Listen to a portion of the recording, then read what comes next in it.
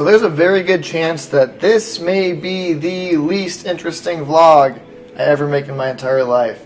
Because about 2 days ago I was lifting weights, and if you know about lifting, you know that there's good form and there's bad form, and apparently I was using bad form because I did something to my lower back and it hurt so bad that I sat down and couldn't stand up for like 10 minutes, and I literally thought my life was over and I would be confined to a bed or a wheelchair for the rest of my life.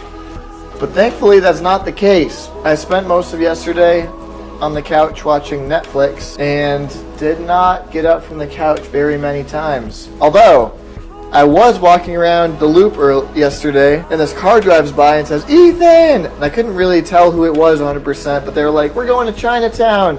Do you want to come get smoothies with us?" And I thought for about 4 seconds and said, yes. So I ran over to the car, hopped in, realized who was in the car. Fortunately, I did know them. They were not strangers, and we went to Chinatown. Other exciting updates. I got a new microphone in the mail, so we're going to see how well it works. And in 2 days, which may be a record for me, I read a book, and it was this one, C.S. Lewis's The Great Divorce. And for a good couple seconds, I thought about making this like an hour-long vlog where I just read you this entire book, because it is so freaking good. Instead, I want to sum it up and share a thought I had about it in relation to something that happened today. I heard a story a while back that someone was standing in an elevator with Prince, the musician, and they asked him what he thought about God, and he just looks at them and he says, "I am God," and got off the elevator, and that was basically their only interaction. I found out Prince died today at the age of 57, very young for someone who looked that young to be gone. And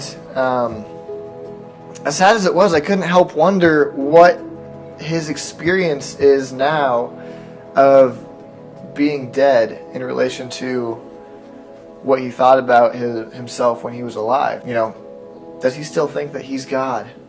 I really want to know kind of what's happening there. And The Great Divorce is an exploration of life after death. What happens? Of course, it's written as a fantasy. It's not entirely meant to be this is exactly what happens. But C.S. Lewis just has this way of conveying ideas through stories that's so good. And his conception is that people who are holding on to these worldly things like fame and power and money and just anything that's of this world that will pass away, they're going to keep holding on to those things even in the next life. And those things are not going to get them joy or satisfaction that they want so badly. Instead, they're going to become less real than the people who have released those desires and said, God has something bigger and better for me in the next life. So in this one section, the teacher, who's the Scottish man who was a Christian, is teaching the narrator, and he says, "Hush! Hell is a state of mind. You never said a truer word. And every state of mind, left to itself, every shutting up of the creature within the dungeon of its own mind, is, in the end, hell. But heaven is not a state of mind.